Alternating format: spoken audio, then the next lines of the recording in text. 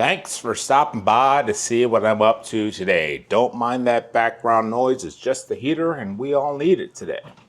On a day like today, we have to find a diversion if you're lucky enough not to be out there in that. And I'm sure they're going to name it this year, Snowmageddon 26 or something like that. So I've got coffee and I've been positioned by the company so that we can start on Monday or Tuesday after this snowstorm. And what better distraction than to play with the new Elecro screen. The title of this video, Puppet Coding, refers to my inability to code. Yes, in college I took a course and we went through 12 lessons over the course of a semester, but I'm not a coder.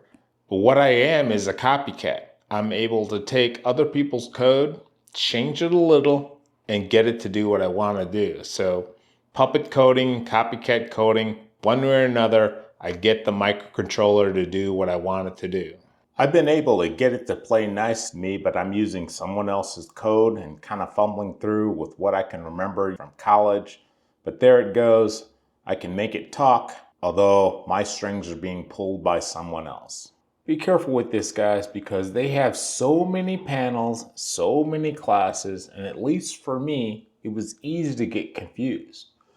So my particular panel, this is the one I downloaded. It's a different deal altogether for your particular panel unless you have this panel, the 7-inch ESP32 P4 HMI AI display, 1024 by 600 IPS.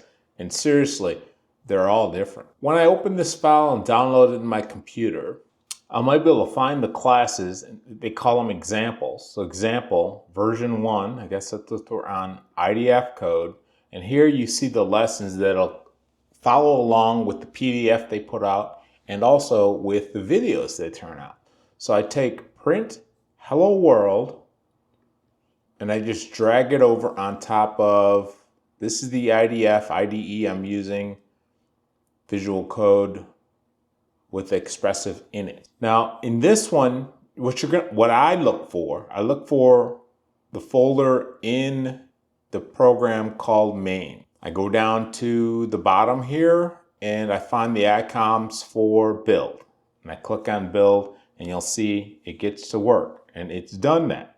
Then I go over to flash and I hit flash. And I've already programmed in UART, my devtty terminal. It would be a COM port if you're on Windows, and the type of target, type of unit I'm trying to program, ESP32P4. And the flash is finished. Build, flash, monitor. Let's see what it's doing. What it is doing is it's printing hello world on the serial monitor. In 1 second increments, it prints hello world and a number that's incremented from 0. Remember, this is more than just a screen for display. There are two ESP32s on this board. The ESP32 is a powerful microcontroller, and this lesson is about interfacing with the microcontroller. And it's not very spectacular, but it is your opportunity to see that what you did affected the device. The device doesn't do anything. Well, make the device do something, you say. All right, I'm not an expert at this, so I usually just go ahead and quit it all the way out and go to lesson number 7, which is turn on the screen. Now, I've played with this before. Fundamentally, you're going to do the same things that I'm doing right now. Take that whole folder and drop it in on the Visual Studio Code. There's our program, and I've changed this one up a little bit. So I'm going to go, how about we do it the slower way? I'm going to build a project. You can see it building, and it didn't take long at all. I'm going to flash the device, and it's writing to parts of the device. That's the same device that didn't have anything on it before, but it has Ham Radio Tectonics, hosted by K0WHW. I can see that things that I do here on the IDF, the IDE, IDF, I don't know which one they are. Development environment is the word that I was taught long ago. This code, which I call this puppet coding, what I'm doing. I take someone else's code and I'm able to flash it onto a device and make it do the things.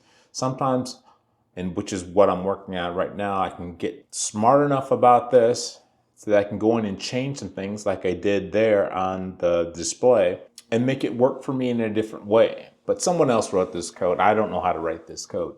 but I'm going to learn. So this is how the system comes, and this was the last reset I did. I just reset it. It shows the functionality of the screen. There's a clock. There are other things that are available on Squareline. I'm really interested in using this menu functionality. There's a calculator, and I think it does work. 5 plus 5 equals a whole lot. There we go. 10. This is really what, here's a MIDI player. It does play music.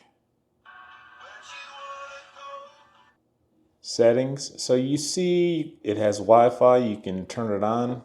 You see that it does have a lot of functionality, and it's kind of neat to use. It does have you can add a camera to the back of this screen, and it does all sorts of AI facial recognition and all that kind of stuff.